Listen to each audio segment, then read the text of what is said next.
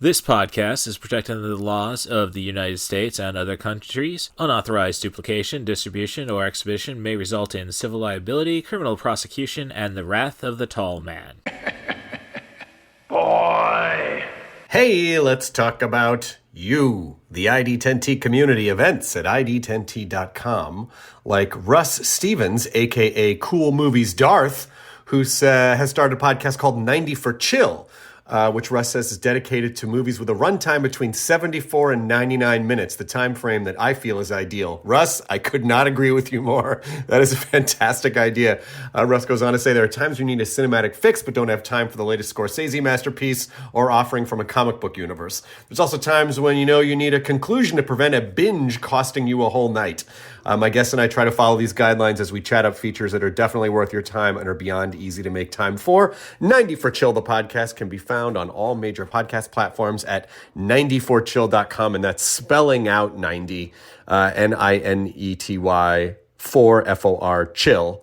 So there you go. Thank you so much for sharing, Russ. Really great idea for a podcast. Events at ID10T.com for everyone else. Little Hand says it's time to rock and roll. Bring the noise.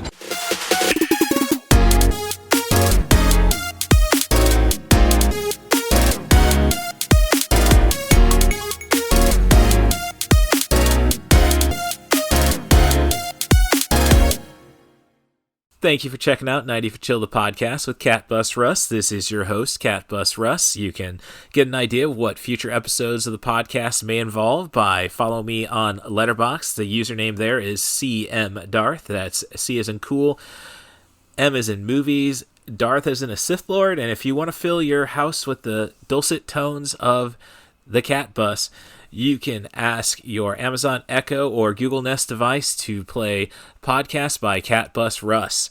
And this week, the Poetic Critic returns. She is fresh off her trip to Lombard, Illinois for the annual TARDIS convention. We talk about our joint history with November, dare I say, Thanksgiving weekend conventions in Chicago. That's where it all started, for me at least, back in 1998. And where it has come from there. And then we go and really investigate my sister's quirkiness when it comes to children's entertainment. We're both 80s kids. So we're talking about stuff we would have seen on Disney or Nickelodeon back in the 1980s. So we're talking about Dot and the Kangaroo. And then we're going to go into the, geesh, what was the MPAA thinking with the bear?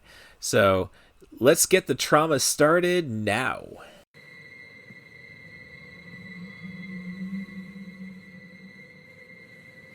Who's this?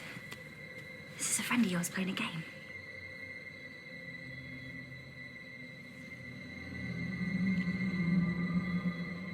Playing a trick, are you, hey? Little trick on Rupert here.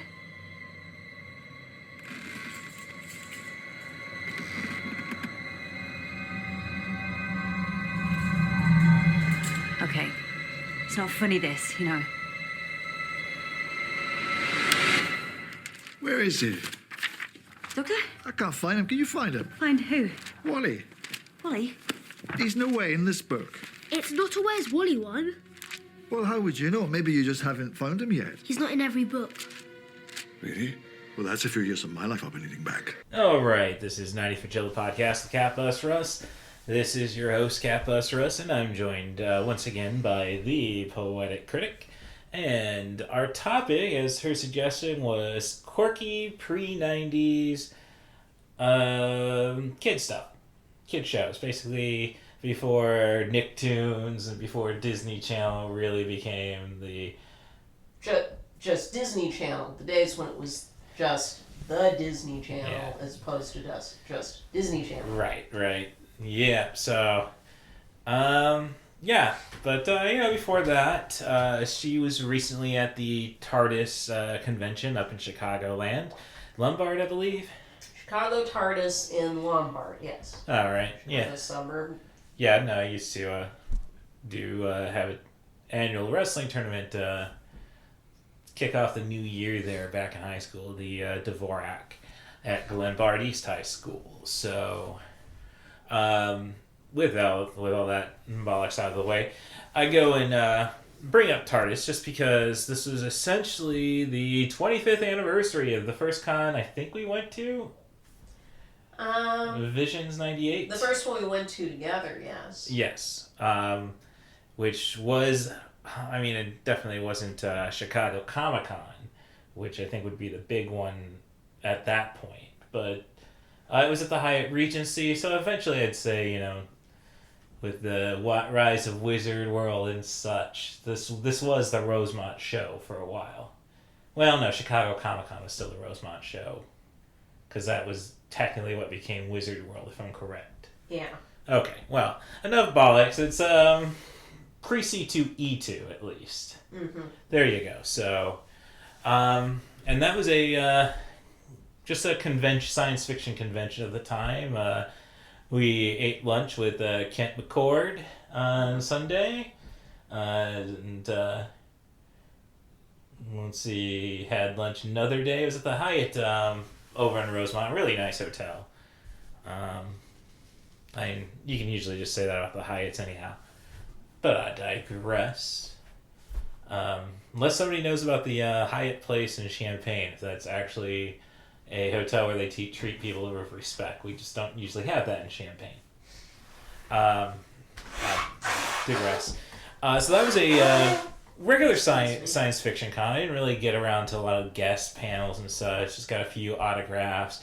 Gave Tracy Scroggins a photo. I only knew her from Highlander. I did not know her from, be it Dallas or Dynasty, whatever drama she was on in the 80s. Got that dude from Buffy the Vampire Slayer, who I think is canceled. Autograph from my little sister. And, for her sake, she doesn't have that. I have it. Nicholas Brendan, some bollocks like that name. Like, he wasn't Seth Green, he wasn't, he was way down on the totem pole. And something, though, that I noticed we don't really have at cons anymore, like viewing rooms. Actually, that's one thing about Chicago TARDIS is that they do still have a viewing room. Well, the Chicago TARDIS is a Doctor Who convention. Yes. It's not about, let's bring in as many nerds as possible. No, we want the nerd elite. No, I don't think that's a fair way of putting something like Chicago TARDIS. It is Doctor Who specific, but they do have smaller, secondary room panels where we actually do talk about what's going on with your DC and your Marvel and your Star Wars. I went to some of those panels this year. Okay, well, no, it's nice about that. But how many Mr. Chainsaws did we have? And we did not have any Mr. Chainsaws. So, as I was saying, it's the nerdy elite, and then their minor nerdy stuff.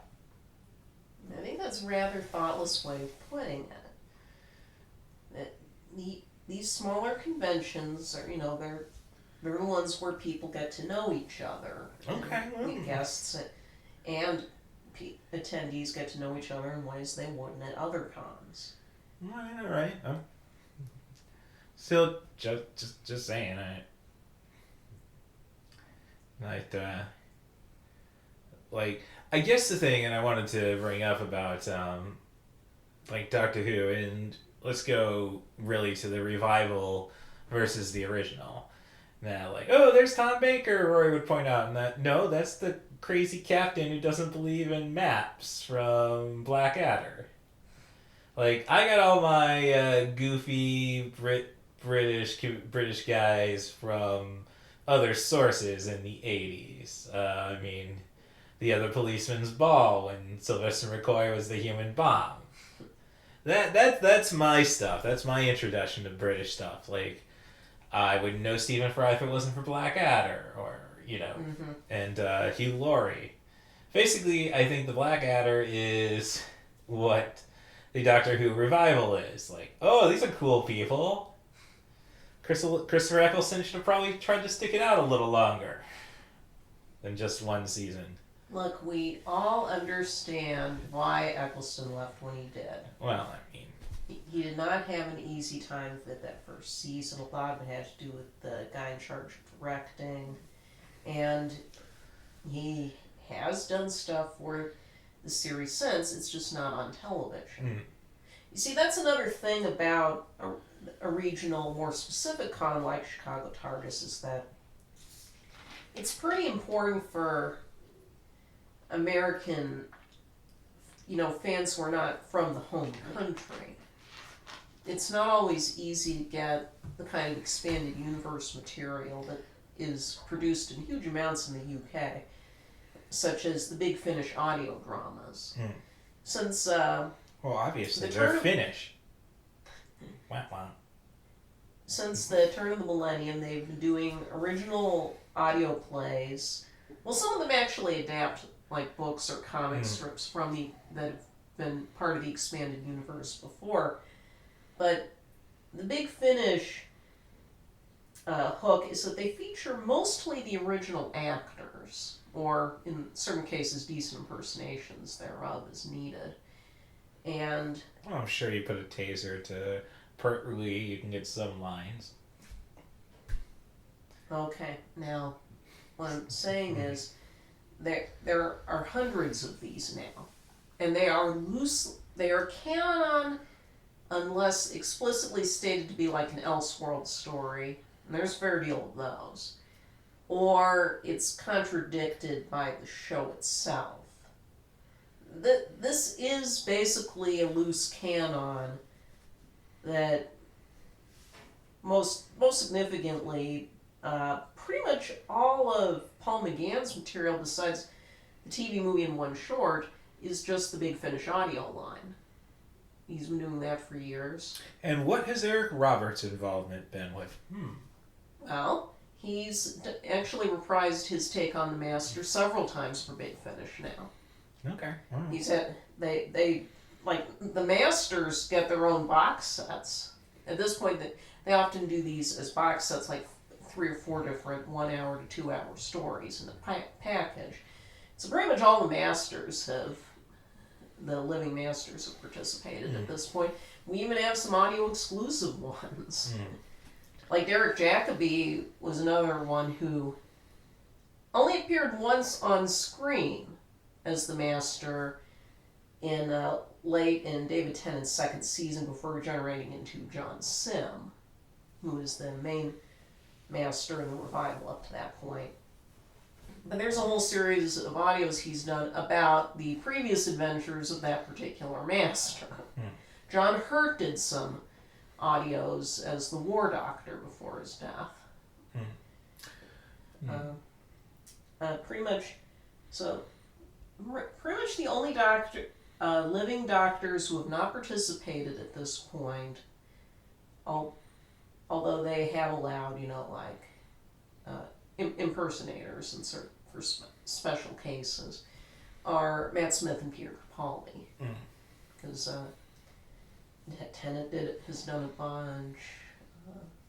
Eccleston has done some. And Tom Baker, Peter Davison, Colin Baker, Sylvester McCoy, Paul McGann have all regularly done audios for the range. So, but just to bring it back to my observation, really all I did was go on the shop floor, buy fan-subbed VHS cassettes. Do you have the Highlander 2 MST3K somewhere? Not anymore. That old fan production. Yeah. Okay. With all that stated, it's still, like, as I say, mostly all I did was do the viewing rooms. Otherwise, yeah. Well, we don't really see. Viewing rooms were important back then, and even now. Well, as I was saying, I just don't see them at, say, Fan Expo or C2E2. Well, no, because... I mean, aside from the Alien viewing room I had to watch 4 of the 40th anniversary shorts. Well, that's part of it. Because YouTube and other services are so widespread now, as well as, streaming, it is a lot easier for material produced in one country to get to another if there's any kind of demand for it. But even with Doctor Who, there are issues with some stuff that's being produced in the UK that, for whatever reason, doesn't make it over here. Such as, one thing they did for the 60th anniversary, which was last week, which meant that, yeah, the TARDIS convention took place, as kind of a big 60th anniversary gang thing, was they brought over the bumpers they did for some vintage serials. They created some new bumper segments called Tales from the TARDIS, where they brought back some of the original actors from, going as far back as the early 1960s, brought back some of the actors as their characters, looking back on the events of the story. And that, they're on this TARDIS and they're doing it all in character. And that has not been brought over here as yet, probably because there are some rights issues regarding vintage Doctor Who streaming as opposed to contemporary Doctor Who streaming. But there was a screening that was specifically so we could watch these segments. As well, we also got to see catch up on the Children in Need comedy short that featured David Tennant.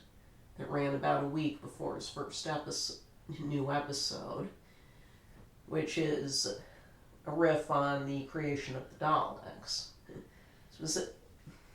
And that one can be found on YouTube, but just so everybody could catch up on it, because we have a lot of older people, come to these conventions. They ran that too. In fact, the big thing on Saturday night, which is usually the costume contest, the pro level cosplayer contest. Instead, they were allowed to do a public screening of the first of the Tennant specials, which had premiered earlier that day in the UK and on Disney Plus, and they had because the director of that episode, Rachel Talalay, happened to be one of the guests at this convention. She'd also directed pretty much all of Peter Capaldi's finale episodes for his 3 seasons and all his Christmas shows. And one of the panels where she did the previous day was she did a live commentary on probably the most beloved of the Capaldi episodes, Heaven Sent. Did a lot of commentary on that. And there is something about seeing these in a group setting that's a lot of fun. Also, the video room is just a nice place to decompress. It's mostly just stuff from the main series now, but they tend to mix in some stuff that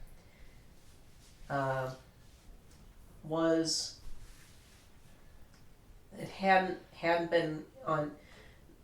Hadn't yet been brought out on DVD in this country.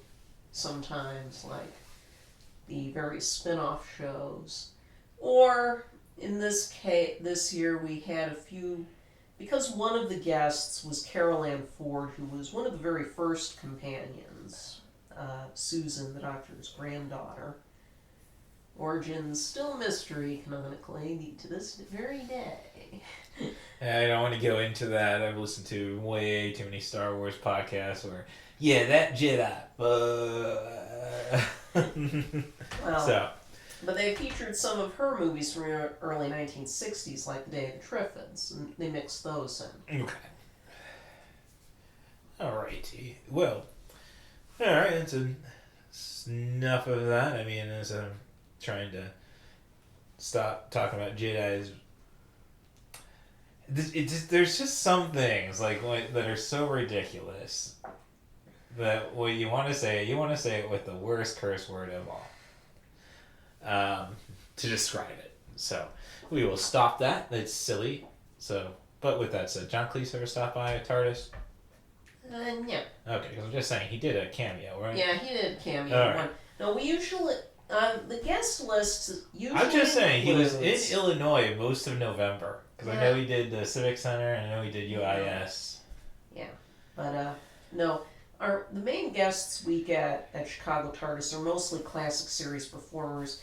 Usually we get some mix of Peter Davison, Colin Baker, Sylvester McCoy, or Paul McGann as like the top tier guests. Yeah.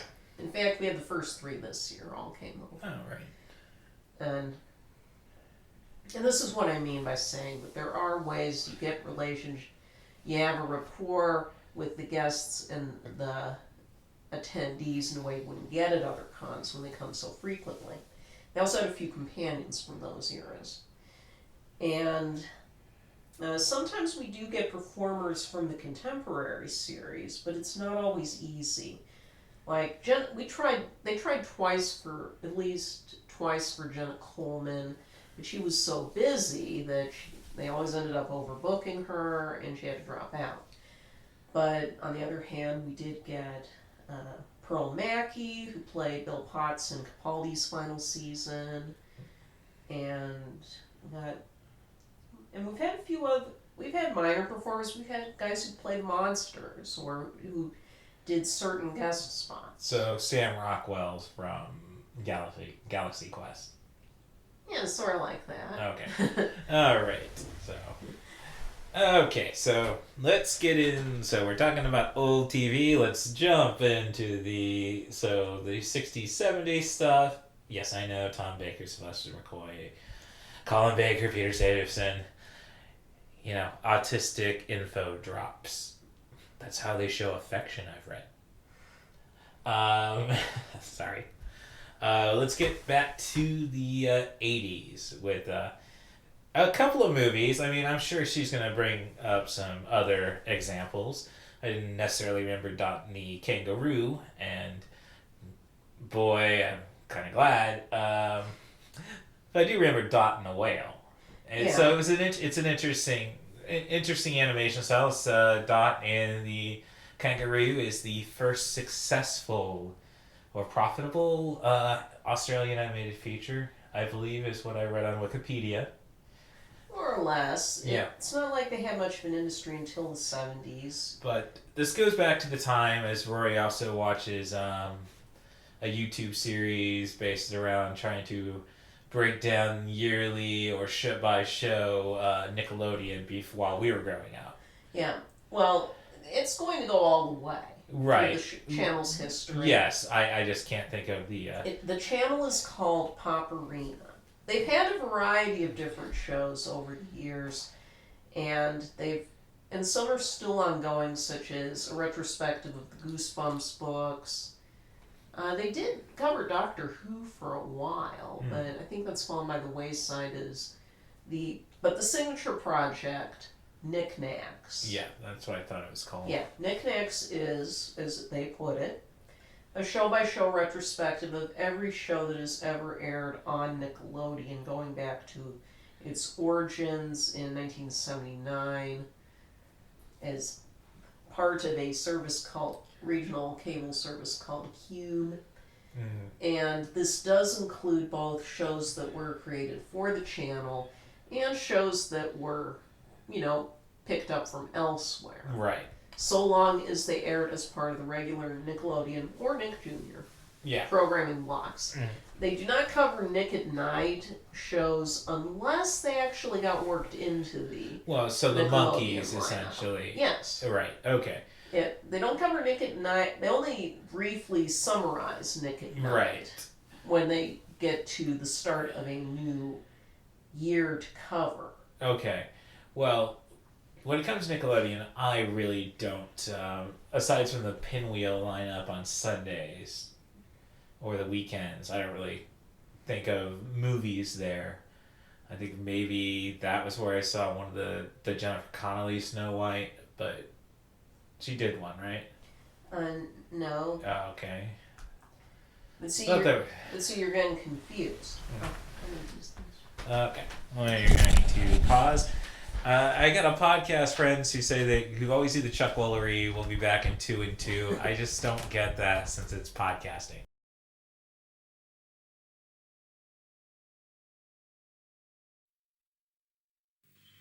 I'm strolling to the bush of Australia, using only my legs. When they let me into Australia, they must have been down to the dregs. Oh, this is not a good place for it. Hello. Oh, hello. I'm Dot. I know your voice. Ah, You're Dot and I'm Dotty. Right, and I know who you are because I play the part of the platypus in your film, Dot and the Kangaroo. Platypus? Surely you mean ornithorhynchus. Oh, no, I remember. Ornithorhynchus paradoxus. Yes, that's what I mean. That's exactly what I mean. And it goes like this. I'm an ornithorhynchus paradoxus. He's an ornithorhynchus paradoxus. I just said that. I beg your pardon. What's the matter with you? It's your turn now. Thank you. We are ornithorhynchus paradoxus. And when you see us first, you're in for quite a shock to us. It's really quite extraordinary. You won't believe your ears. We've been living in Australia now for 60 million years. We're a well-established family, so give 300 cheers. Hooray, hooray, hooray, hooray.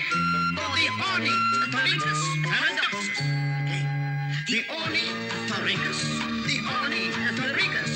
The ornithorhynchus paradoxus. Diana Rigg. Okay, that's who I was looking for. I knew somebody who dealt with Muppets did a Snow White that I saw on Nickelodeon, I think, in the 80s.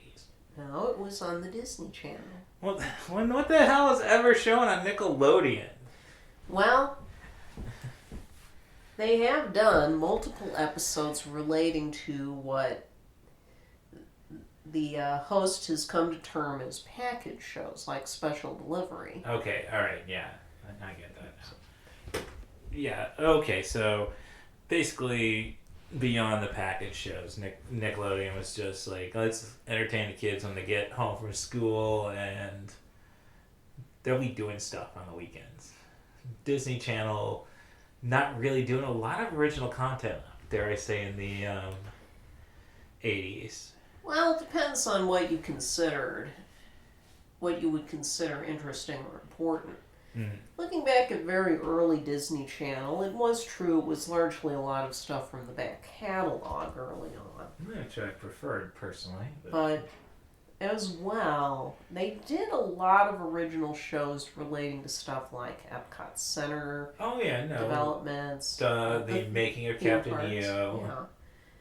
And that's where I learned about Francis Ford Coppola. See, it's important. You have to learn about that sometime.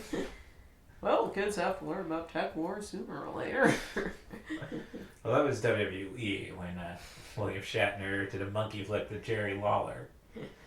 But the thing was that in the 1980s, not just Nickelodeon, the Disney Channel, which were aimed primarily at children and family audiences, but HBO, Showtime, syndication in general, they had to fill out the spare hours when kids might be watching something. And in the 1980s, when cable and VHS were very new things, at the same time, Disney was not the monolith we know it as today, and no other studio had ever deliberately cultivated a niche in family entertainment the way Disney had. So none of them really had a go-to library to work from of children's entertainment, except animated shorts, which, thrived on television back then. There's an excellent Knickknacks episode when they get to when Looney Tunes were featured on the network. There's a whole video that just talks about the history of Looney Tunes on television and how they were packaged and repackaged over the years. Oh, you mean so we couldn't see the Wish I Was and Dixie and Blackface and Elmer Fudd and Bugs Bunny? Well, they do talk about things like edits and such. I think that may have been a Blockbuster rental. I think Nickelodeon may have had their crap together at least that far. At the same time... So when they started panning and scanning out guns, that's... Yeah, they talk about that in the video. There are whole video series out there, as the host mentions. If you want to see stuff about the whole history of Looney Tunes, There are plenty of places at YouTube that just do that. Yeah. Oh, yeah. As far as documentaries go. Yeah. But My only problem with the Looney Tunes is right now is why did they give Bugs yellow gloves for the most recent?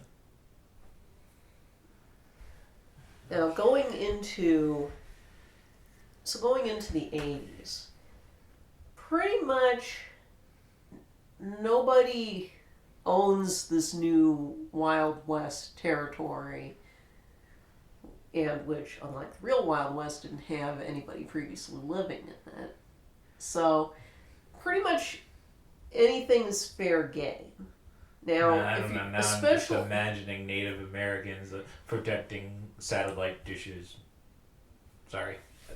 so if you're trying to fill, let's say, 14 hours a day at least with children's programming, because Disney Channel originally, a lot of early cable like HBO and Disney Channel did not initially run 24/7. They would usually have some point around maybe, it would range from 8 to 10 p.m. on the East Coast, where you just go off until about 6 a.m. And Nickelodeon, of course, generally would end its broadcast day at 8, would run 6 a.m. to 8 p.m. Right, and then you have at least a good 6 hours of Nick at Night. Well, yeah, but they didn't originally do that. Again, Nick Nicks covers some of the stuff that they used to fill that time prior to that. Okay. You learn a lot just about the whole nature of the early cable industry from those videos. They're very well researched. But in any case, you're trying to fill a lot of time. And that means and if you don't have a huge library to build on, you're going to have to borrow from elsewhere. Especially something like Nickelodeon, that what was originally just a loss leader for more expensive add-ons like movie channels. Yeah. So you try to find what's cheap and easy to put up in air, and often that means you're going to look into foreign programming, anything that might be vaguely kid-friendly.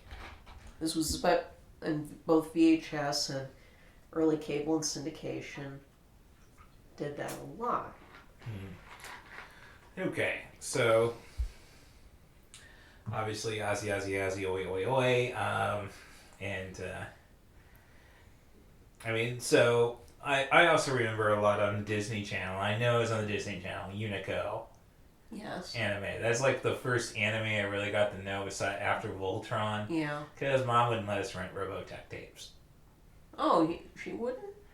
Or it was weird. There was like a boundary where Mom, I think, probably heard, oh, there might be boobs or something. But yeah, no, she didn't really like or maybe, hand it to Dad and like, this kind of seems a little more intense than He-Man and the Masters of the Universe. Mm-hmm.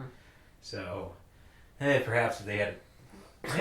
No, I think about it. Robotech didn't really have a lot of cats. Like, if it had a cringer, maybe things would have been cool.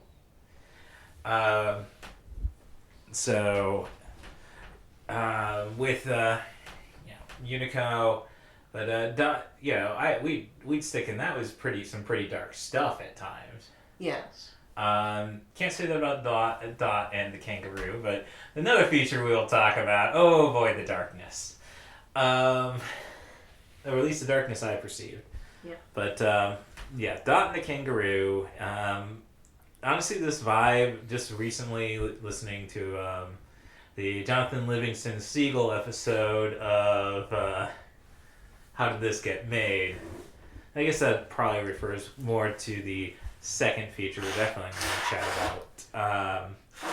Just about, I don't know, the natural elements. So the animation is, there's no backgrounds drawn in Dot and the Kangaroo.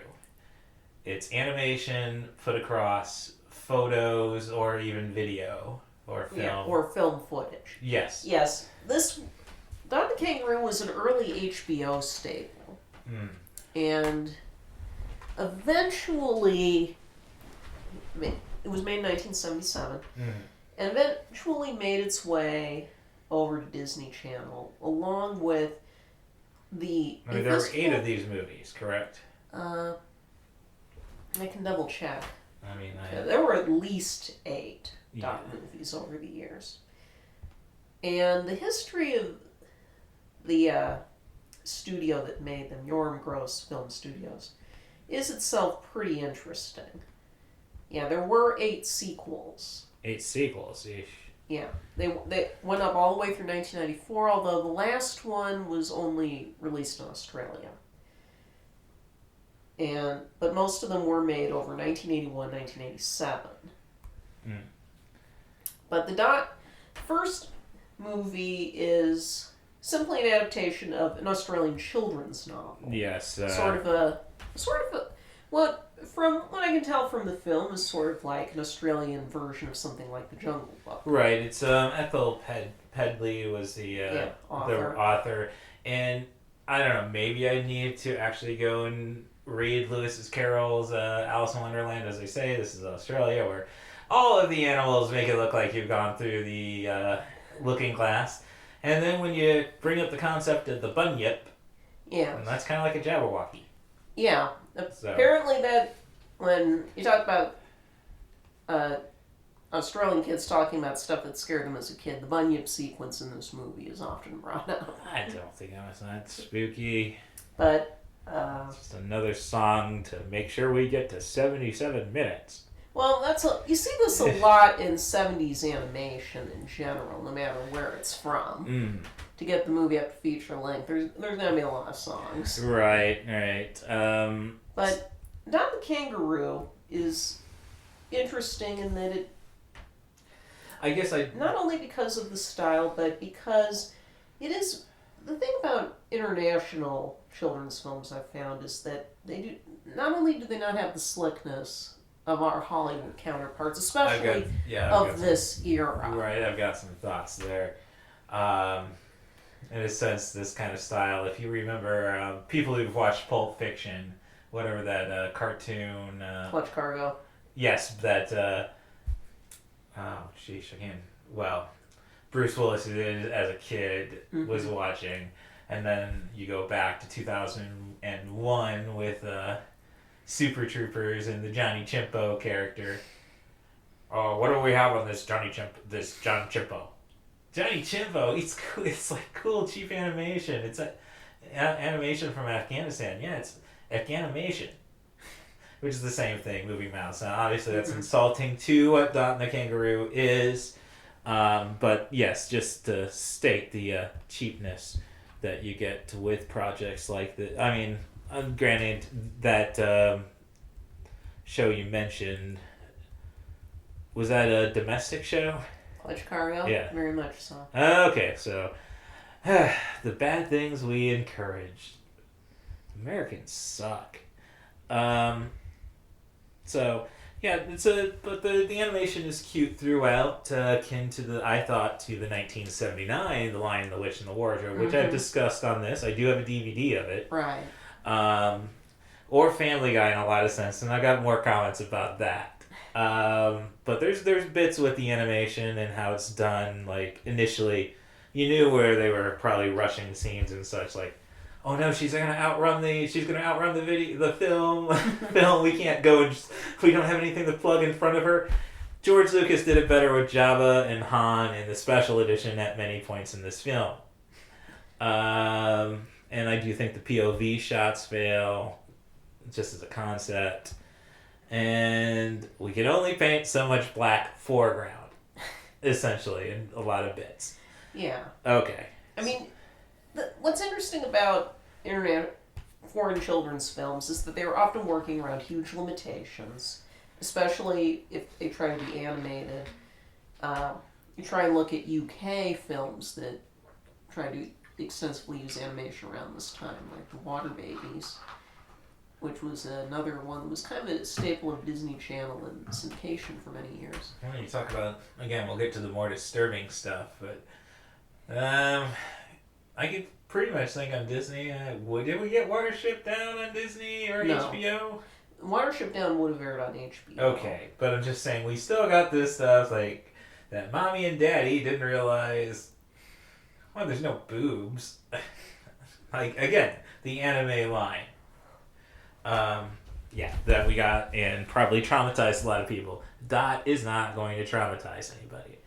And what's interesting is that, and I remember very well many of the sequels that aired on Disney Channel. Yeah. Like, one of the reasons I brought up this film was I wanted to get you into sort of this frame of mind, and that was, and Don the Kangaroo was available on Tubi. I think it's fallen into the public domain in this country. Yeah, I think it's also on Pluto. But the sequels are interesting because they tend to shift back and forth with how anthropomorphized the animals are. Oh. Like and how some of them are much more slapstick and some of them are much more melancholy than others, especially Dot and the Whale. Yeah. Which is incredibly melancholy for a children's animated feature from the 80s. We get some weird stuff. Now, you can't necessarily tell what time frame Dot and the Kangaroo... The novel is 1898, I believe. Yeah, the novel was written at the end of the 19th century. Yeah. And all the sequels are modern drafts. I'm just making sure I'm on that. They're all pretty... Yes. There's really no continuity per se. Okay, alright. There is a loose thread that goes into the...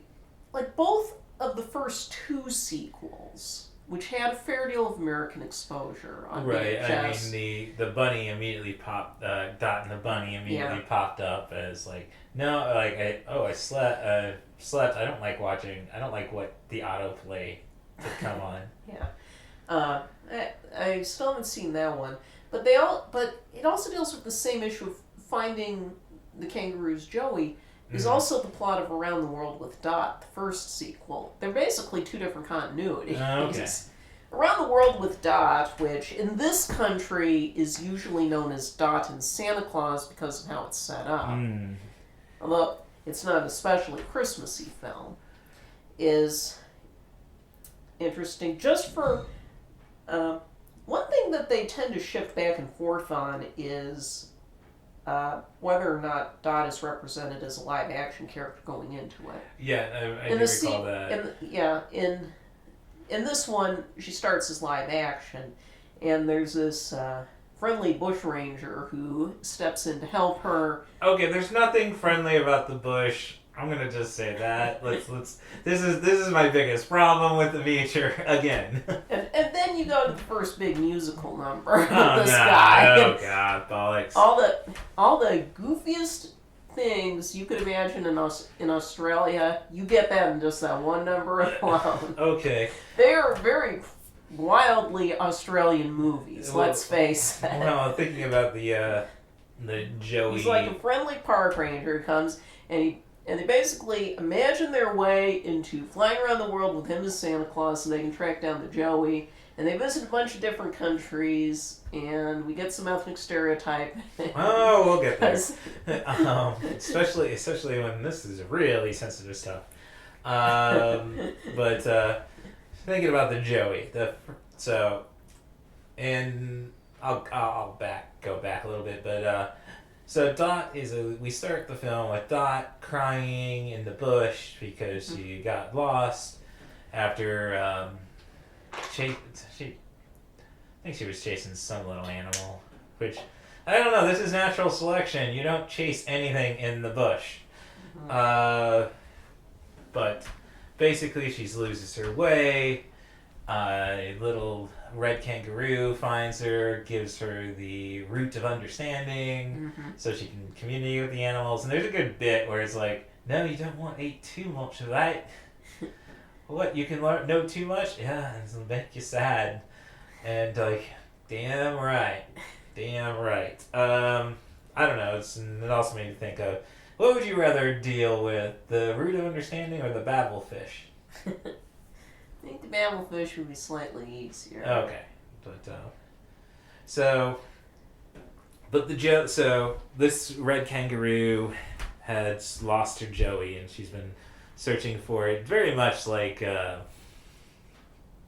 don't The Walking Dead when trying to protect. Season 2 ends up with the child being a zombie in a barn. Type scenario for the Joey situation.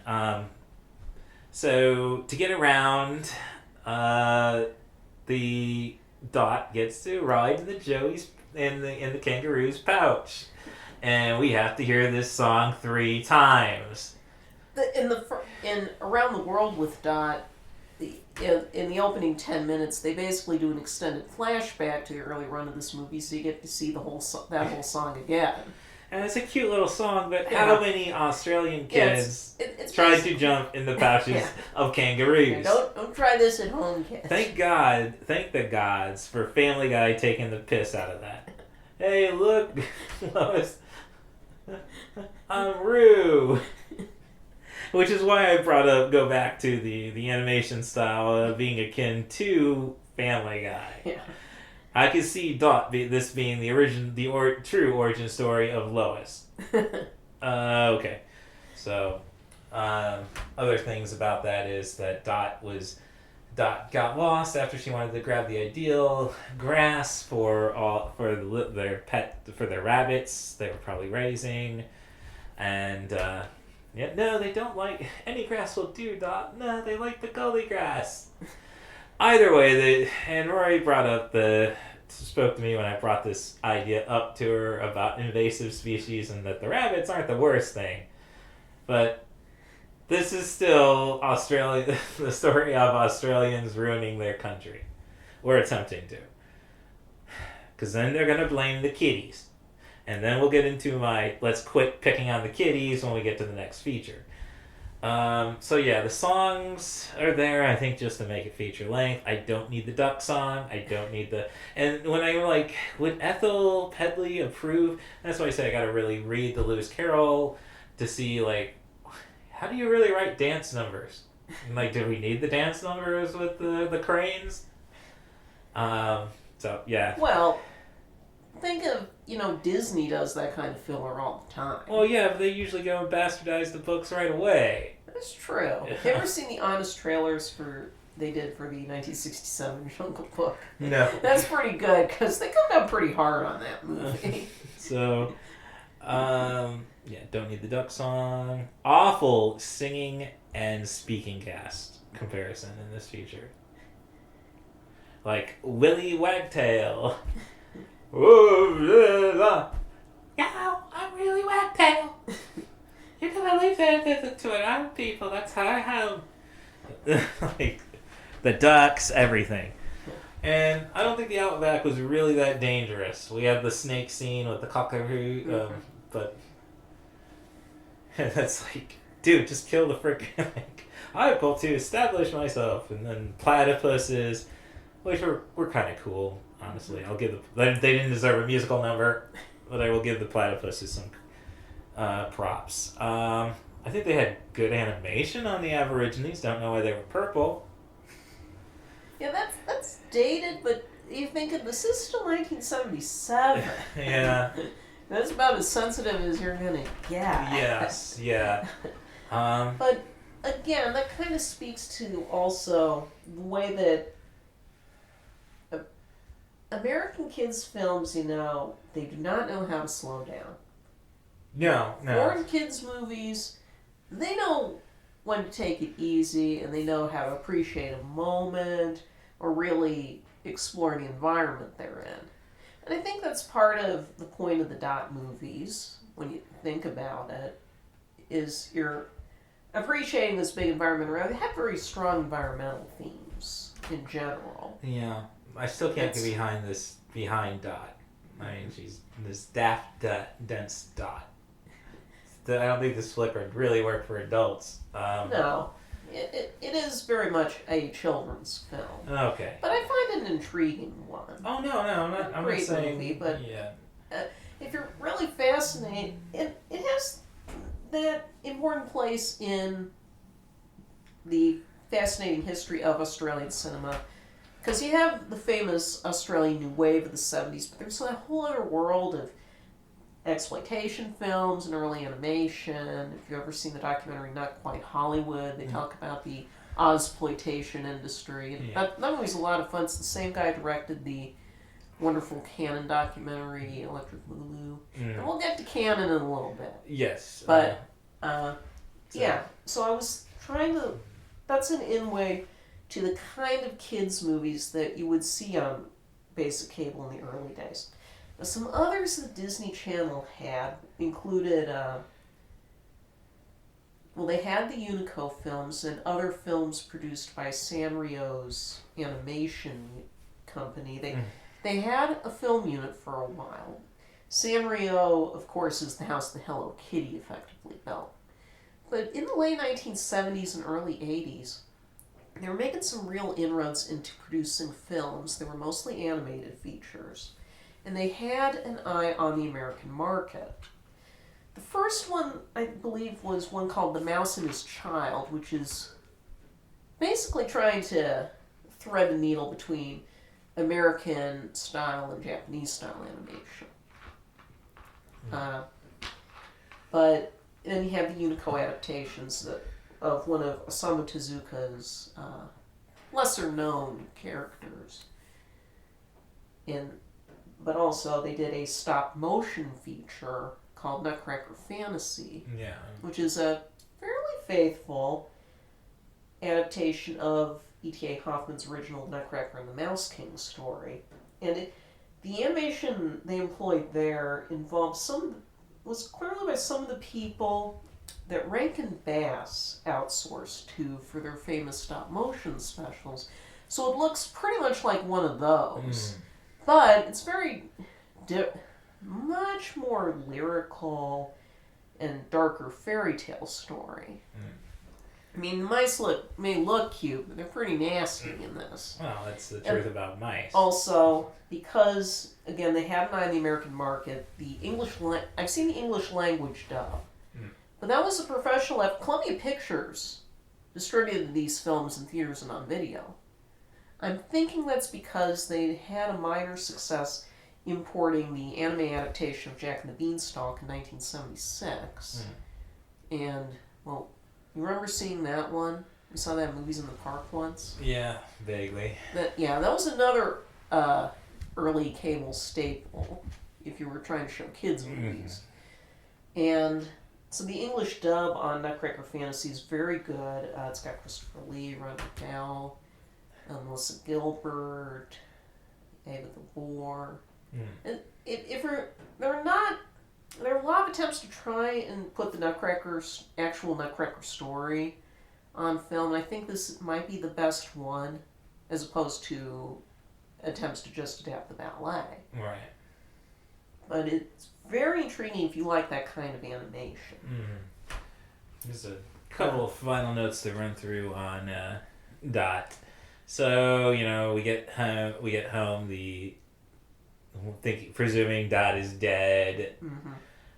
I'm just saying the gray hair on Jessie, her mother, implies they just couldn't make another one. And, the beating Dot deserves. I'm sorry. The father nearly dies trying to do this, and you're just wondering. Makes me really want to go and try to remember the Red Kangaroo pouch song again. Just to rub it in. Oh, what were you? I was writing. But, okay. So, yes. What's interesting is that the animation company is still around. That is interesting. Well, yeah, it's under a different name now, of course. Your mergers or acquisitions. But it's now known as Flying Bark Productions. And they do a fair deal of... They've done a fair deal of shows and TV programs over the years. But among the shows they do now is they handle stuff like the current Marvel cartoons like What If and Moon Girl and Devil Dinosaur. They handle those shows. They're doing the Stranger Things Tokyo series for Netflix. So they're still around. And they did a lot of... It's interesting because in the early days when it was Joram Gross Film Studios, it was the founder was Polish, but he worked out in Australia. I knew that. But some of the other films he did. There are some films that were made around the same time as the Dot films, but they were more serious, although they used similar style of you put the animation over the live background.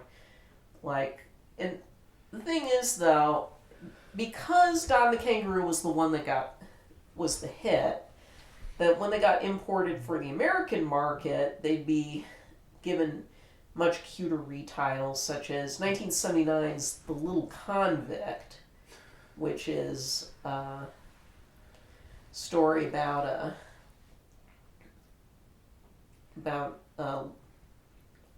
little boy who's brought over to Australia in a British convict ship back in the day. Okay, well, the Australians can kind use of a Dickensian. as I say, as long as the Australians change the name of it, because I know we can't use that word to refer to Australians. Yeah, it's a Dickensian story. It was called The Little Convict. In this country, it's known as Toby and the Koala. Oh, okay. All right, so... And then there's Sarah. Just remember, people, convict is their word. And I will also say that Australia is not a real country. I keep arguing this with my trivia group, and I think I got half of them on my side. And then there's Sarah, from 1982, which is about a little girl who is surviving on her own in the German forest during the Second World War and befriends some animals, but tries to figure out a way to destroy a Nazi transport bridge. This is known as Sarah and the Squirrel in this country. But they like doing serious dramas with this technique. Well, that just tells me Christoph Waltz was right in Inglourious Basterds. If you see the difference between a rat and a squirrel. Yeah. Would you invite a rat in for a saucer of milk? But even shave the tail. I mean, there's a reason why squirrels are called tree rats. Again, this is how other countries will do subject matter that we think would be done a certain way, or use a technique we use a certain way, and tell very different kinds of stories. So you get weird results when you bring them to this country, generally. Now, looking at, you look at the other kinds of movies or TV shows that get imported. From the UK, Nickelodeon early on would import stuff like the Tomorrow People. Yes. And we're talking the original 70s series here. And that actually started their relationship with Roger Price, who was also one of the guys behind You Can't Get On Television. Mm. So it's a pretty important show in its way for the network. Mm. Or they had a package show called The Third Eye, which would import mostly UK serials with sci-fi themes like Children of the Stones. Yeah, always replacing current grapes with black currants. Mm-hmm. Sorry, it's a British Skittles joke, and a lot of candies. Yeah.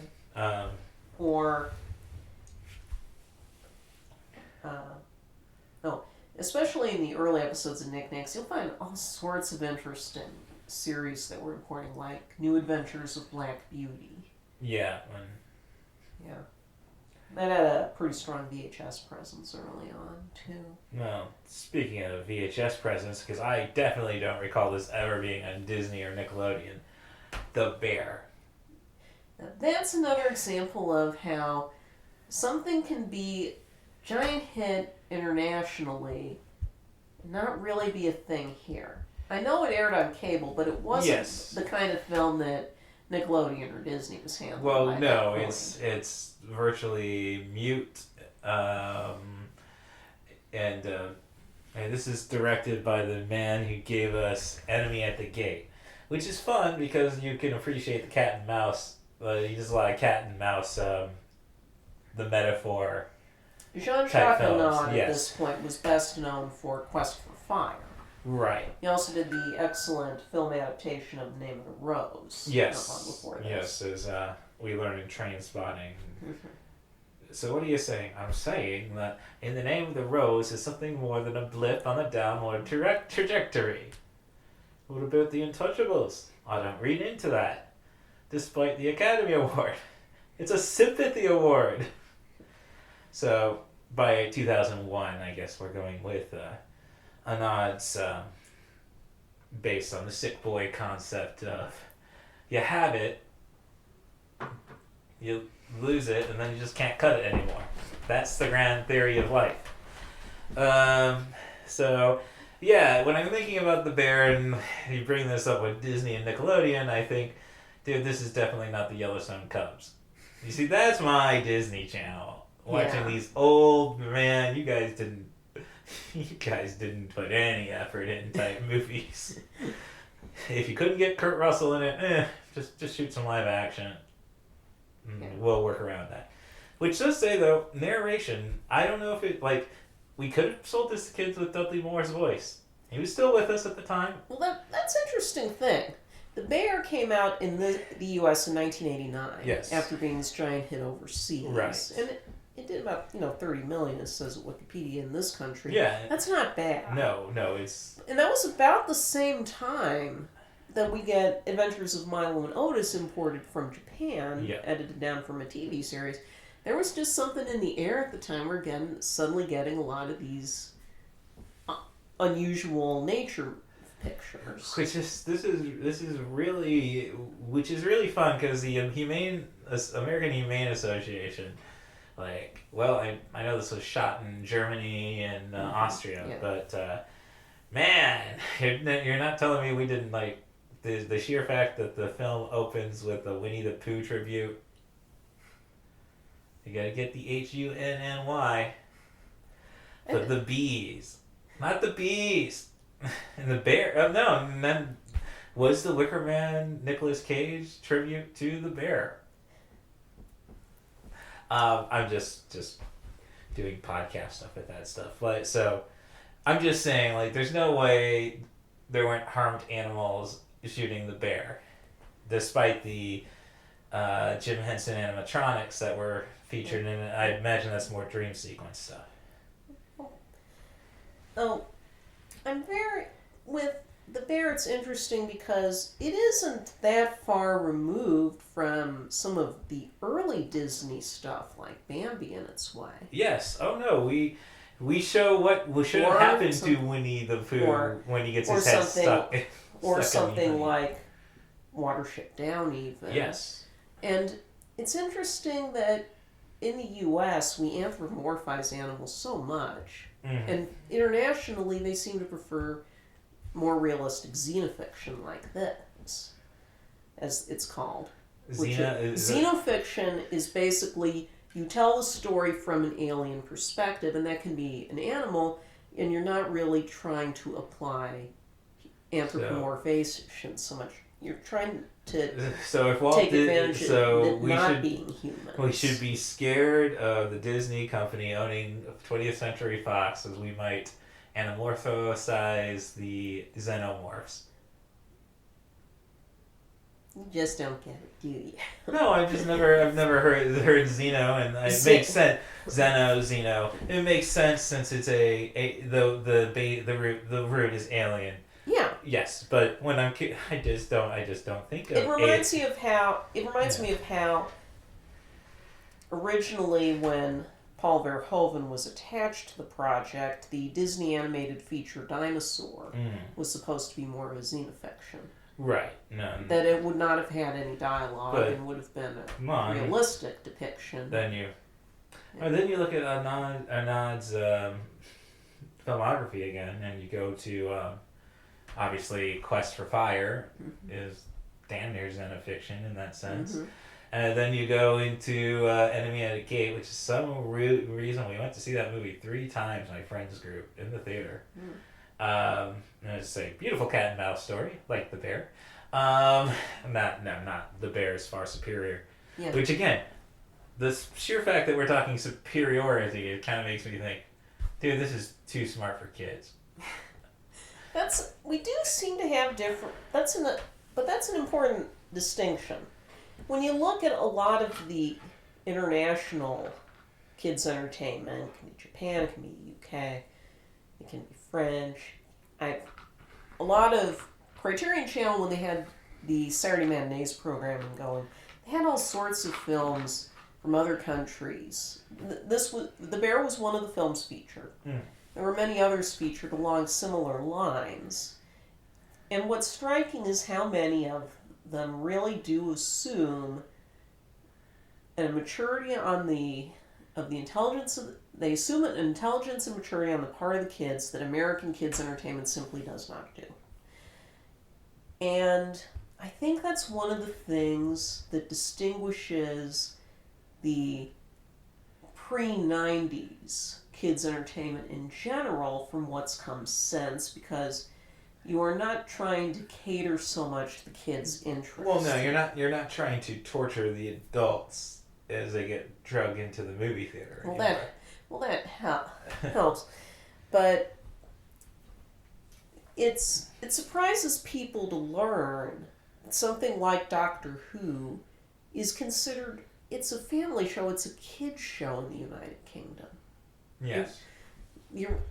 Maybe the contemporary series a bit less so. Right. But the original series was certainly regarded, and which was why it was also budgeted as children's entertainment. And it doesn't feel like... what would the comparison point be in that era? It would be to what Sid and Marty Krofft were doing in the U.S., like Land of the Lost. And it does feel like it's working on a whole different level. So am I going to get an Adam McKay Doctor Who at some point? I mean, we got an Adam McKay. Will Ferrell is the Doctor. I don't think so. Yeah, we'll make it Danny McKay. We'll make it Danny McBride as the Doctor. Even Disney itself, when you look at what they were doing in what's often now referred to as the dark Disney period of the late 70s, early 80s, I would say roughly Black Hole through Return to Oz. Yeah, you may want to listen to the Screen Drafts 2-part Disney animation, because they really do a good job of trying, or they do try to do a good job of making sense of what these generations are. Yeah. In the Disney scene. My only complaint, maybe too inclusive. We have a lesbian and two gay men and a mother who do this. Yeah, Ryan Marker should have probably been involved, just because he got his heart broken quite a bit during that draft. Because nowadays, when you think about companies like Disney. Well, it's really the only one where we give this periods. Like, nobody talks about the Dark Warner days. Paramount's a constant shit show. It's been a constant shit show, at least since, we got The Godfather, and now we're going to get a few things, and then, whoa, what are we doing? And Lord knows Warner Brothers is like that right now. I'm just saying, Disney, I think, is held at such high regard just because of the sheer image of the man. I don't think it's just that. It's that being the only one of the major studios that chose to do children's entertainment primarily for so long. Okay, that's fair. And they branched out eventually in the 80s with Touchstone like Touchstone and Hollywood Pictures. Yes. But they retracted from that too. And once they did a PG-13 Disney ride movie, it was all over. Yes. But when Disney or companies like Nickelodeon or Cartoon Network, when they try to kind of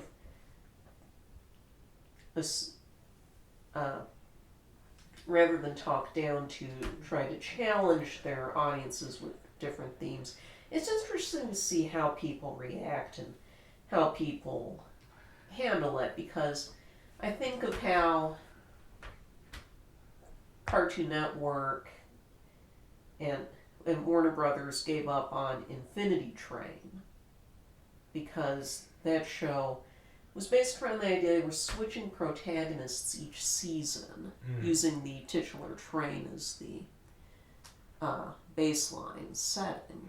Yeah. And the protagonists were getting steadily older. And this apparently was a factor in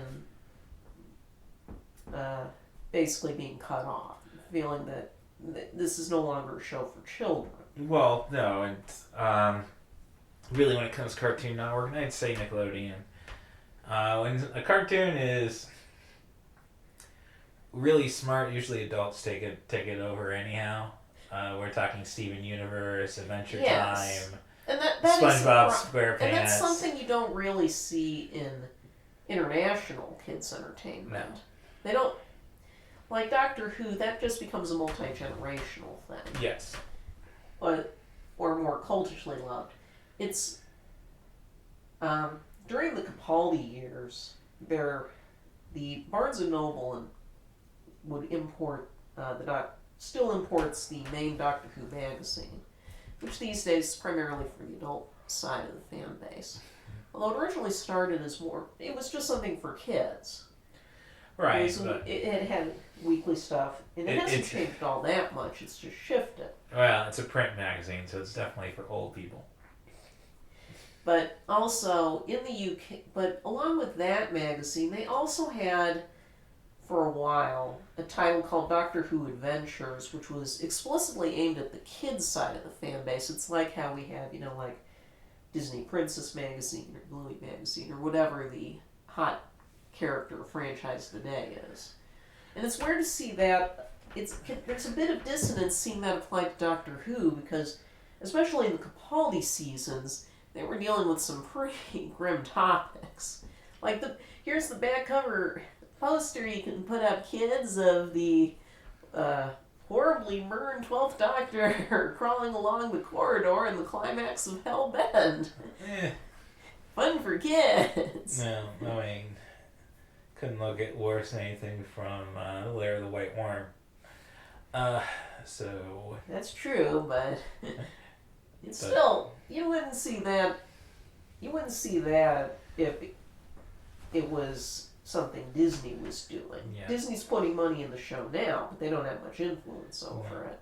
Well, and you think about Disney, and then we're kind of trying to... brings me to The Bear, which is a story about the little cub who mom gets killed as they're going into trying to get all that honey.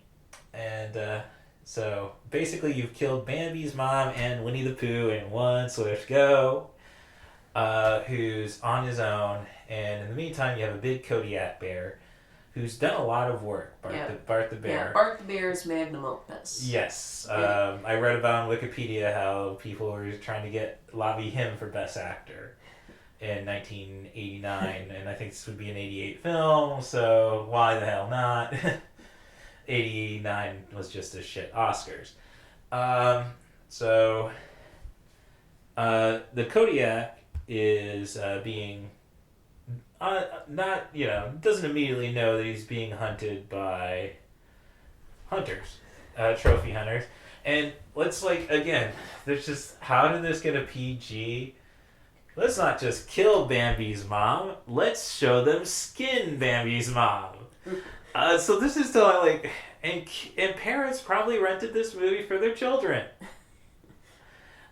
This is all, and that's really all I remember about this movie is that I can't say it's controversy, but the fact that this is a beautiful movie. Don't take your kids. Yeah, it's a different level of. Yeah, it is one of those movies that really blurs the line. I mean, and there were a lot of the. We have a mercy killing in this movie. Yeah. I mean, the only really thing, and then you get those weird dream sequences in it. But the little cut after Bart is shot, little cub runs into him and eventually starts trying to help clean his wound. Yeah. And they form a bond, and now we're in Brother Bear. Yeah, that's one of the wild things is that you think of all the later kids movies that have surprisingly similar basic rough through lines, like the first Ice Age, The Good Dinosaur is not that dissimilar. Well, that's a kid killing his dad, but little pussy. It's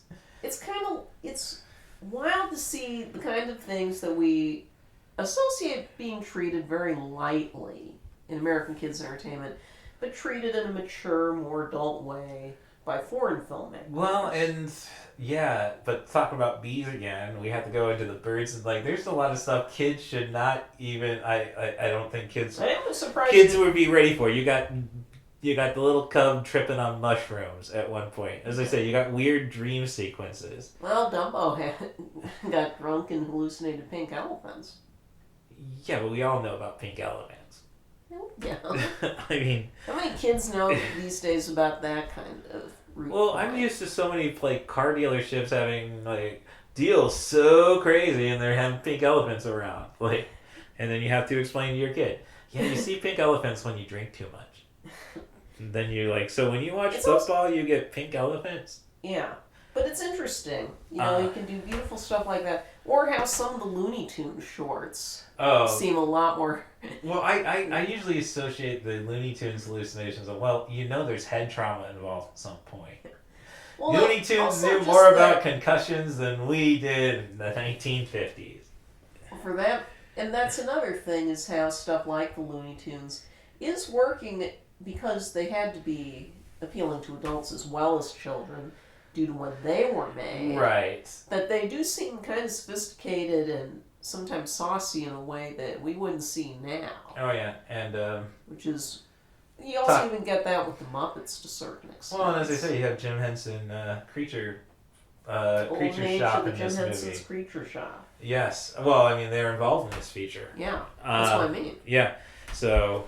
but then... they were doing the early Ninja Turtle movies. Well, true. It's not long afterward. Thinking about characters that...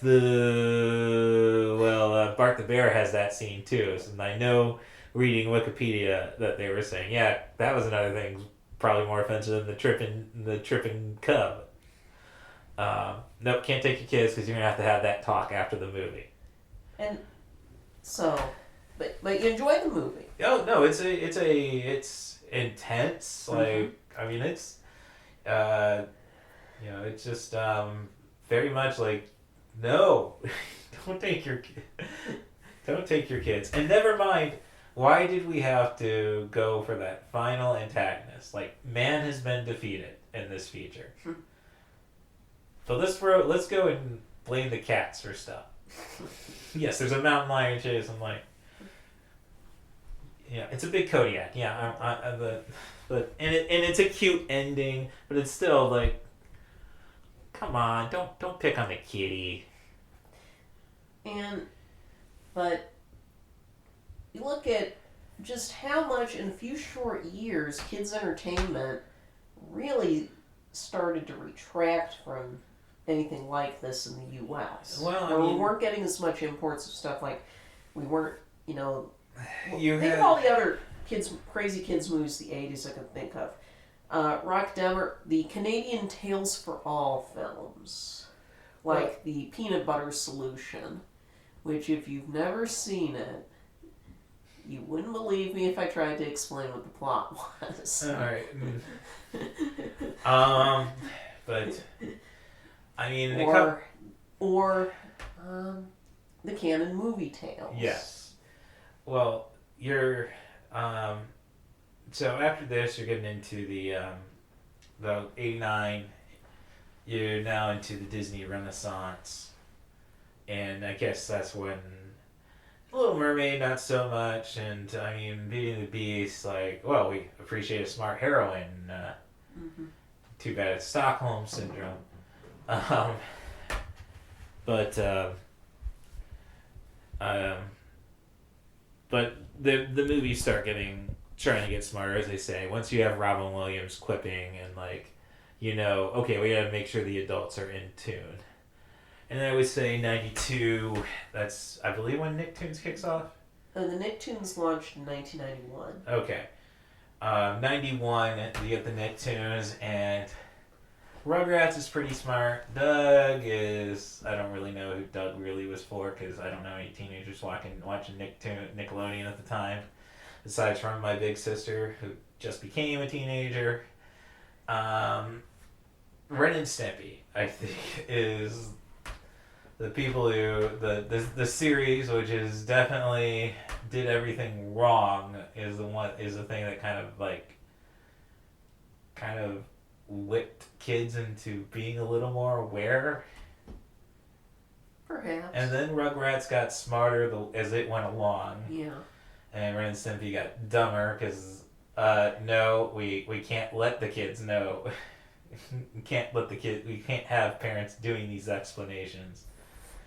So I think that's where it gets us to. I mean, outside of Disney, what did we have? We had Fern Gully, which is really good. Well, the other thing... And, but then you get the Because... lesser Bluth movies, and stuff like Once Upon a Forest. But you're forgetting the importance of Home Alone in this equation. Oh.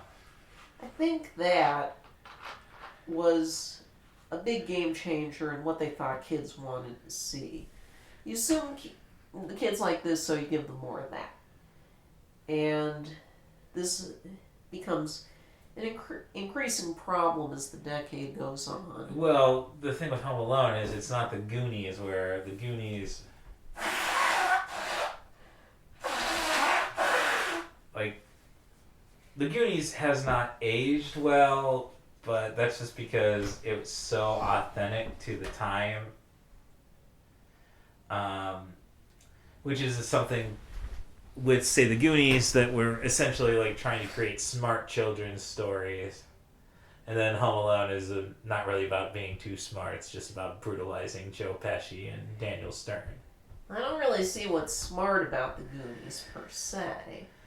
Well, I mean, the kids have to gather their resources to save the day. Well, yeah, it's a classic hero's journey. Yes, I'm just saying we don't really get Home Alone is like he learns a lesson, but then it's about, and now I have to kick ass. It's like Home Alone is basically First Blood and Rambo 2 put in Rambo First Blood Part 2 put in one movie. All right, and he's learned his lesson, and now he must go back and kill the commies. So, but yeah, I'm just saying, when I'm bringing up when we're getting into Home Alone versus Disney Renaissance and now the intelligence of kids, I'm just saying Goonies is not like what was the Val Kilmer one from that period? Real Geniuses? I think so. Real Genius, yes. Yeah, which they have a bit about trying to get laid. We didn't really have to worry about that in the Goonies. Yeah. The Goonies was essentially like, and of course there's knockoffs and everything, and then E.T., another movie about kids, having to fight the power, public enemy style. And then the 90s, we just don't. Now I'm just kind of like regretting. Oh, the 90s got smarter, and it's like, no, it didn't. Well, that's the thing. It becomes a lot more about kiddie wish fulfillment fantasies. Okay, thank you. Yeah, and that's why I bring up Home Alone. But you also get this with Aladdin. You get this with well, I'd say the Harry Lion Potter, King, but do we really want to talk about regicide? Yeah, eventually you get into stuff, and especially when you start getting into stuff like Star Wars prequels, the over-reliance on IP, and you just don't... And I don't think American Kids Entertainment is fully shook off the 90s trend that you give kids wish fulfillment stories. And you don't really see kids' entertainment in this country that is just about kids having ordinary lives. Probably the closest thing to that that's found a big fan base is the Diary of a Wimpy Kid books. Mm. I've seen some of the film adaptations, and none of them quite get what makes the books work, which is that you're laughing at the protagonist more than you're going with him. Mm. They never. It's admittedly a tricky tone to pull off. Mm. So. But that's about as close as you get to kids' entertainment that isn't about them turning out to be a wizard or a pop star or a social media influencer or a superhero or anything like that. Where are we getting social media influencer as a quest? Or are you talking about Lizzie 101? Not Lizzie 101. Stuff like iCarly. Yes, shows like that. Well, look, I stand behind iCarly as I'm trying to do my wish fulfillment as being a podcaster. I'm just too lazy to wake up and tape videos for kids before I go to work. And I think that's maybe one of the reasons we're seeing right now, post-pandemic, we're seeing sudden slowdown in franchises like superhero movies and stuff, is that at some point it just got tired to see these kind of stories. I don't think that's the case. I just think it's I don't think it's about being tired. It's just now, after spending 2 years, 2020, 2021, not doing anything, I think we've gotten accustomed to that. If anything, Disney Plus should raise the price of their service, just so they can make a little more money when Wish blows up once it makes it onto the service. If it's lucky, yeah. Oh, it's going to happen. Going back to that Disney draft. No Wish haters. So it's so they don't like the movie? People who've seen it have, well, I think only like half the panel. The drafters had seen it. But no, they were very positive of it. Then one of the guys said, "Well, hey, do you want to play it? You saw it. It counts." And it's like, what would have happened? Because this was discussed in the second part of the draft meeting. And there's just a rule that you don't veto what you haven't seen. Yeah. So, and it's an interesting podcast this weekend because Rebecca McKendry, USC professor who pretty much all her classes seem to be about horror, and she's directed movies that you can see on Shudder, like Glorious, which somehow centers on a glory hole in the voice of who's the guy who plays Jonas Jameson and the Peanut M&M? J.K. Simmons. So it's very weird. She's like, oh, I guess I actually have to promote my Disney themed Instagram because the horror fans don't like me talking about Disney.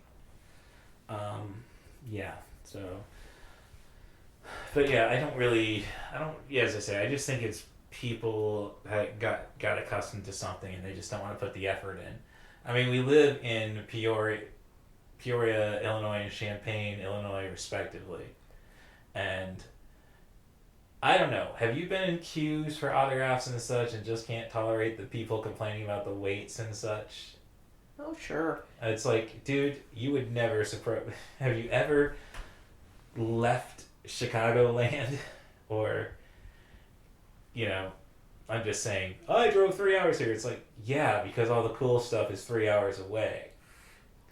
Get a hold of yourself. Well, people have been saying, why have so many of this year's would-be blockbusters, face planted, basically. Hey, Napoleon is #1 in the world. That's just a minor W. At this point. I mean, for that kind of a movie, that is probably better than they could have hoped for. I mean, Killers of the Flower Moon's also, kind of Well, when has there... plugging away, but they're not going to be profitable. Well, when has there been a profitable Marty Scorsese movie?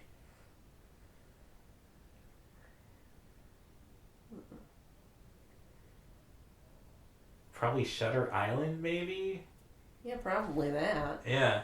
But at the same time, what is it that people are more interested in seeing movies like those, or Oppenheimer, or Barbie, or such, than they are about the Marvels or Wish? Well, Barbie had a built-in audience besides the fans of satire. Your little girl is going to make you see Barbie, if you like it or not.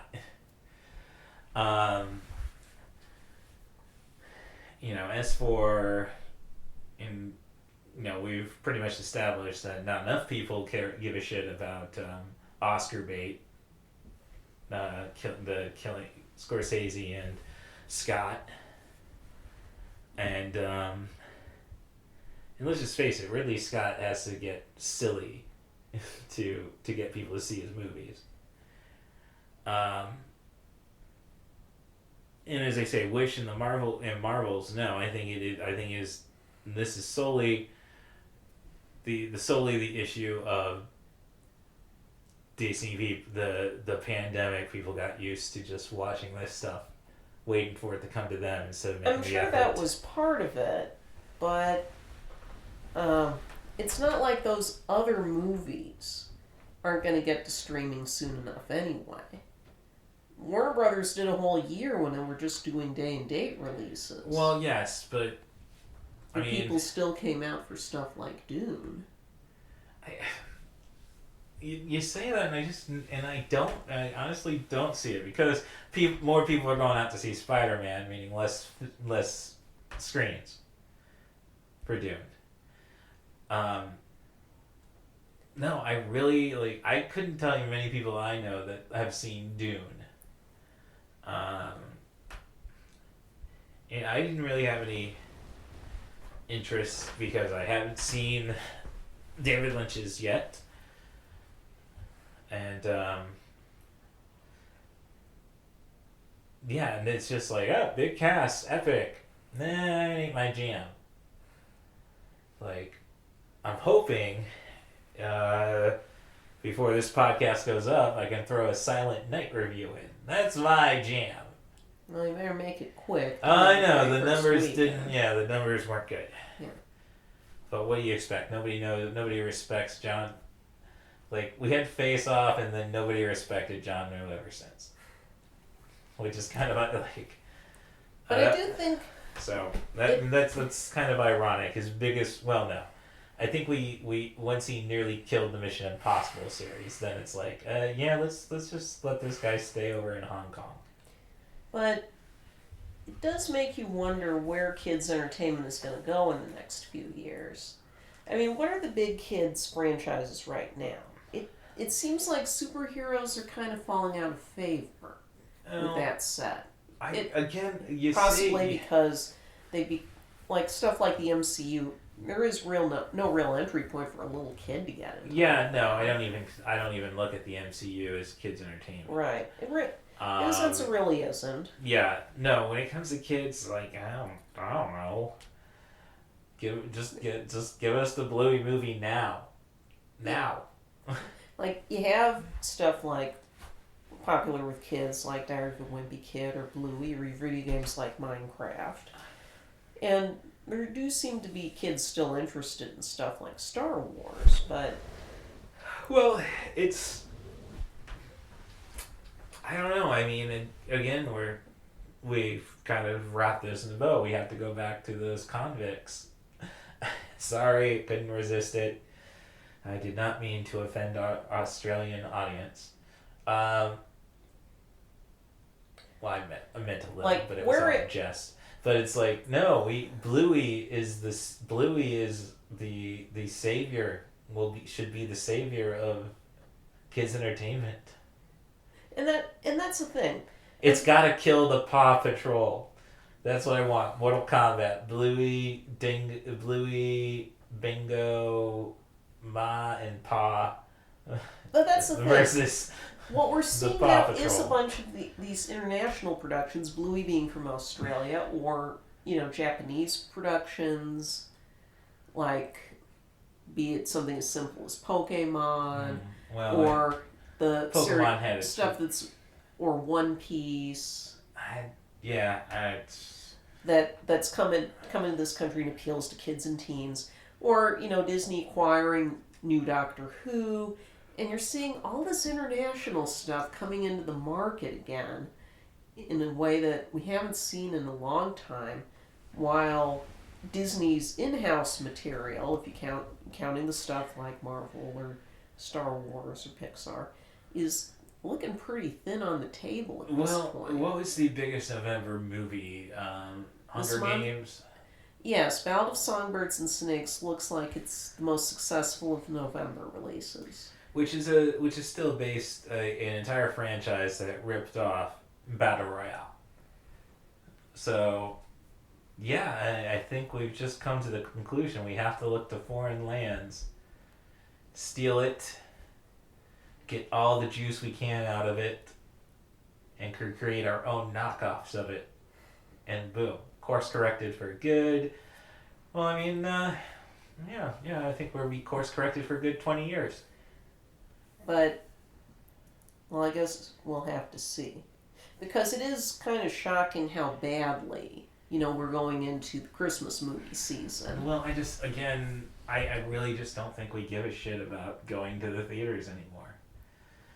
Like, the concert movie successes, that's basically just because that's the kind of communal opportunities people want. Well, Barbie served as that for a lot of people. Well, as I say, Barbie knew, Greta Gerwig knew what she was doing with Barbie. This is something that does not deserve a movie. But yes, daughters are going to drag their mothers and fathers out to see this. But now I have a built-in audience, and now let me mess with them. But then you look at, I think Barbie is this kind of almost a step above in the way that some of the movies we've discussed today are. Well, yes, it's not really a children's movie. No, it's a children's premise. Yeah. And they adultified it, and that's honestly, I guess the answer, if it's not if it's not cinematic colonialism, take and rape the foreign markets until we create our own knockoffs. It's let's just give give people like Wes Anderson Cluedo. Yeah. And let him do a Clue movie. Or I mean, maybe Kevin Smith should have been given a movie based around He-Man and not just a TV series where... Because I think we are going to have to start going back to more creative-driven works. Well, that's what I'm saying. And that's going to be hard for Disney to course correct in particular. I don't necessarily think so. Well, I don't know. They still have Searchlight. So they're putting money in they're putting money behind stuff like Poor Things. Well, there we go. Goes back to the international side of things with you have to Lathrimos. Yes. Oh, I'm just lucky to say his name right in the first time. I think that's it. I mean, I love I have Dogtooth. It's on my Apple TV, Rory, if you want to go to the Apple TV. I've seen the Saw the Lobster, I've seen The Favorite, and I've seen A Killing of a Sacred Deer. So, yeah, I'm just saying, again, it's... Because I think it's going to take a few years to reset. Oh. Especially for Disney, because we know that they have very little coming out in 2024 after the strikes got a lot of stuff delayed. I mean, I don't know. Can they thread the needle with something like Deadpool 3? Yeah. That's their only Marvel title next year. Well, I'm more concerned about stuff like I want the new Ghostbusters to be a success. Yeah. And it looks like it's getting dark this time. Really dark this time. Mm-hmm. Not just he slimed me dark. Like, and speaking of Ghostbusters, I don't know if it's worth $50 a bottle, but if you can get it on sale, get Dan Aykroyd's Crystal Head Vodka. All his ridiculous advertising for that. I think the guy tried pushing it on the day his brother died on X or Twitter. That is something funny, though. I'm watching the end of NBC News tonight, and they got this: follow us on social, follow us, and they still have the Twitter bird on NBC News. Not that stupid X thing. And Adam Conover of Adam and Everything did a great video about people we're kind of stuck with Twitter. Yeah. Because. Yeah, so that's But Disney, we know Pixar's only announced movies for the next few years look to be more sequels because they pushed Elio to 2025. Yeah, wow. And Disney hasn't announced any original projects for their in-house animation unit. We know they're doing 2 more Frozen movies. I remember that it was like the day before or the day of they lifted the embargo on reviews for Wish that Bob Iger announced they were going to do a 4th Frozen, and I had a feeling, oh, it's over for Wish if they had to announce that now. Well, I don't know. I kept seeing stuff for Wish. I kept on getting more impressed by it. It's like, yeah, if I didn't work 52 hours a week, I would have gotten around to Wish. Well, no, the stars nice and sassy. Song, Alan Tudyk freaking rocks.